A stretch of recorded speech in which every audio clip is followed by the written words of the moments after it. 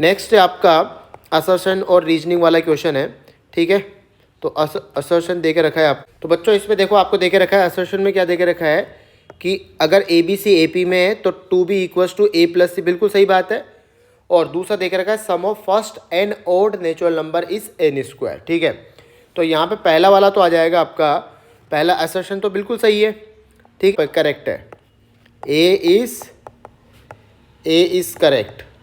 अच्छा, बी के बारे में क्या विचार है, sum of first n odd natural number निकालो बच्चों, ठीक है। तो first odd n natural number क्या होंगे आपके, ये हो जाएंगे, ठीक है। इनका सम क्या आएगा, देखो हमने सम का फॉर्मूला देखा था, S N equals to N by two into 2a plus n minus 1 into D.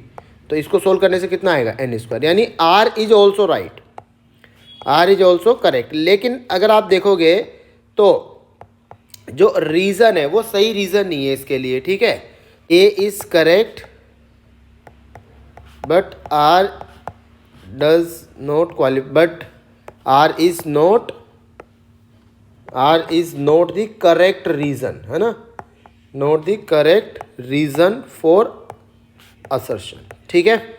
I hope आपको बात समझ में आएगी। तो यहाँ पर क्योंकि दोनों इंडिपेंडेंटली करेक्ट है, लेकिन ये जो सम ऑफ नेचुरल नंबर है इसका उससे कोई लेना देना नहीं है, ठीक है, दिस इज टोटली डिफरेंट। आ जाते हैं हम नेक्स्ट नंबर क्वेश्चन पे, जो है आपका क्वेश्चन नंबर 7।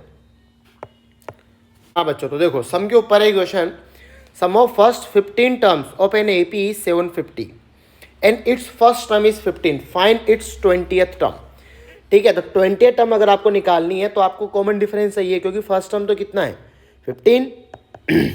तो यहाँ पर हम बोलेंगे कि S15 कितना हो जाएगा बच्चों, 15/2 इंटू 2a प्लस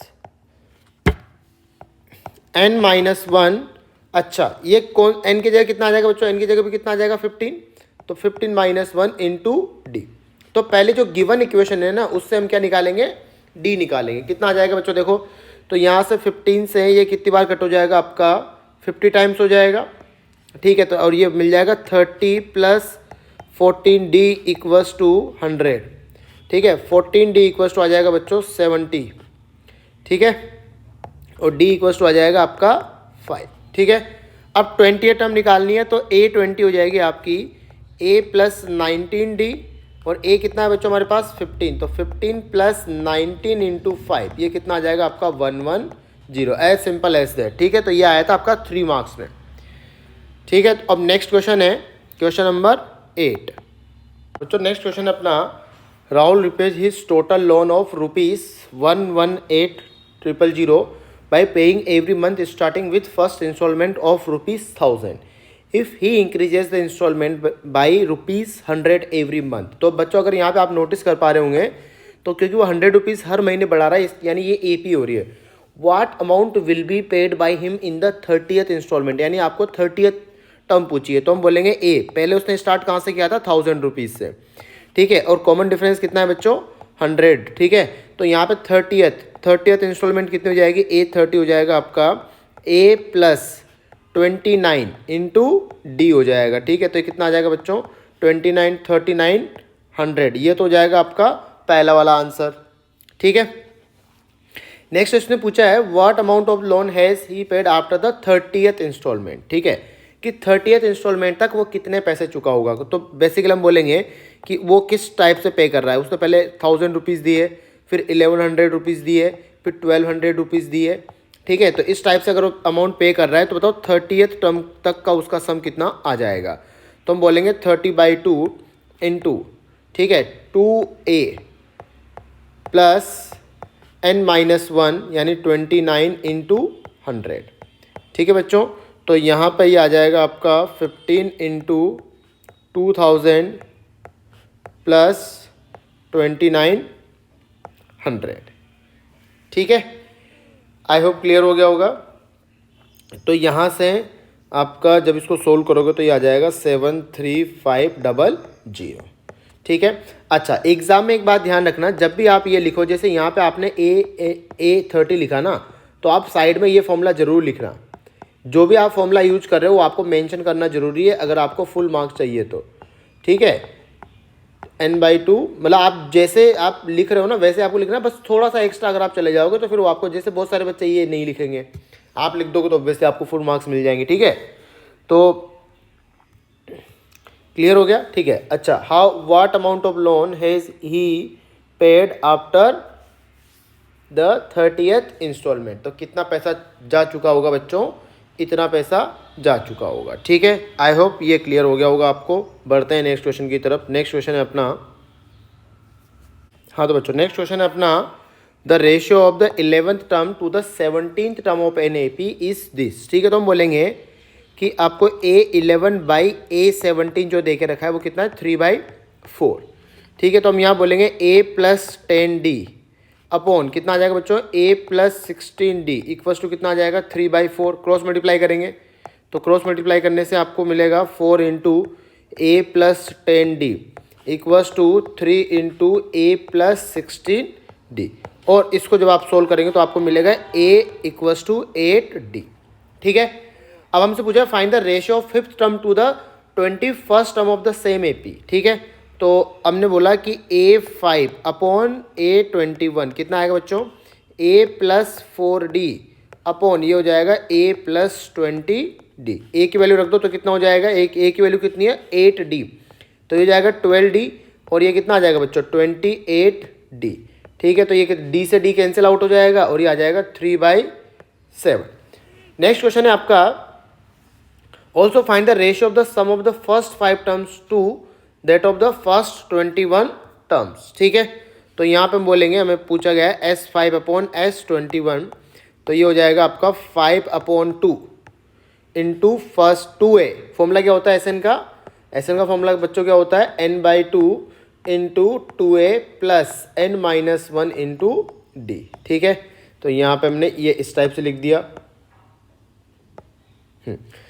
कितना हो जाएगा 5/2 इंटू 2A, 2A A कितना है अपने पास 8D, ठीक है, 2A प्लस 4D आ जाएगा अपॉन नीचे कितना आ जाएगा बच्चों 21/2 इंटू 2A प्लस 20D, ठीक है। वापस हम जैसे A की वैल्यू रखे थे वैसे रख दो 8D, तो ये हो जाएगा आपका 5/21 इंटू ऊपर में जब आप 8D रखेंगे A की जगह तो कितना हो जाएगा 16, 20D हो जाएगा बच्चों, ठीक है। और नीचे भी आप 8D तो कितना हो जाएगा 36D, तो ये कैंसिल आउट हो जाएगा, और फाइनली आ जाएगा आपका, और कुछ 4 से कट हो रहा है देखो, ये 5 टाइम्स और ये 9 टाइम्स, तो ये हो जाएगा 25/189, ठीक है। तो देखो कितना सिंपल क्वेश्चन था और ये आपको अच्छे मार्क्स दिला के जाएगा, ठीक है। नेक्स्ट क्वेश्चन है आपका बच्चों, तो नेक्स्ट क्वेश्चन है आपका 250 logs are stacked in the following manner, 22 मतलब ऐसे रखे हुए हैं, ठीक है, जैसे ये इस टाइप से, ठीक है। 22 पहले वाली रो में रखे हुए हैं, ठीक है। उसके बाद में फिर उसके ऊपर थोड़े कम 20 रखे हुए हैं, ठीक है। तो उसके बाद फिर कम रखे हुए हैं, तो इस टाइप से जमे हुए हैं, ठीक है। अब आपको बोला गया है कि 20 in how many rows are the 250 logs place, ठीक है। तो बताओ कि कितनी यहाँ पे कितनी रो, हाँ तो बच्चों यहाँ पे देखो पहली वाली रो में 22 रखे हुए हैं, दूसरे वाले में 21, तीसरे वाले में 20, इस टाइप से रखे हुए हैं, तो यहाँ पे कॉमन डिफरेंस कितने हो जाएगा -1। अब हमसे पूछा गया बताओ 250 logs कितनी बार में इकट्ठे हो जाएंगे, तो हमने बोला कि SN इक्वल्स टू फॉर्मूला क्या होता है n/2 into 2A plus n-1 into D, यही फॉर्मूला होता है, ठीक है। तो SN कितना लाना है हमें 250, n/2 ये हो जाएगा n/2 इंटू ये कितना हो जाएगा 2 into 22 plus n-1 into D कितना आ जाएगा बच्चों आपका यहाँ पे -1, ठीक है। तो क्रॉस मल्टीप्लाई करेंगे तो ये हो जाएगा 500, ये हो जाएगा n, और ये कितना हो जाएगा, ये आ जाएगा आपका 45 - n, ठीक है बच्चों। तो यहाँ से आपकी क्वाड्रेटिक बन जाएगी n² - 45n प्लस का 500 को ब्रेक करो कि 45 आना चाहिए, तो कैसे ब्रेक हो जाएगा बच्चों, ये हम यहाँ पे लिख सकते हैं कि n² माइनस कितना आएगा 25n - 20n plus 500 equals to 0। तो दो फैक्टर्स मिल जाएंगे आपको, एक तो मिल जाएगा n - 20 और एक मिल जाएगा n - 25। तो n की दो वैल्यू आ गई, एक तो 20 और एक 25, ठीक है।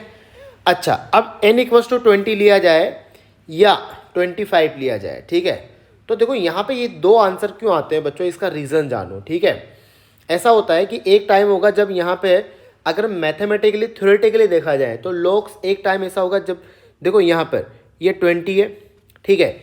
इसके बाद में आते आते ये एक टाइम ऐसा आएगा जब ये डिक्रीजिंग एपी है, तो जैसे आपने फिर एक रखा, फिर उसके बाद में 0 रखा, फिर उसके बाद माइनस रखा, यानी उसके बाद में तो कोई रखने का कोई मतलब ही नहीं है, ठीक है। इसका मतलब यहाँ पे एक्सेप्टेबल क्या होगा, यहाँ पे एक्सेप्टेबल हो जाएगा बच्चों n=20, ठीक है। आई होप ये बात क्लियर होगी। 25 क्यों कवर नहीं किया मैंने, क्योंकि n=20 के बाद में 25 यहाँ पे ये एम्बिगस वाला आंसर देगा, क्योंकि यहाँ पे कुछ टाइम बाद क्या हो जाएगा, फिर ये डिक्रीजिंग में जाने लग जाएगा, ठीक है, इसलिए n=20 हो जाएगा यहाँ पे। अच्छा पूछा गया है how many logs are there in the top row, ठीक है।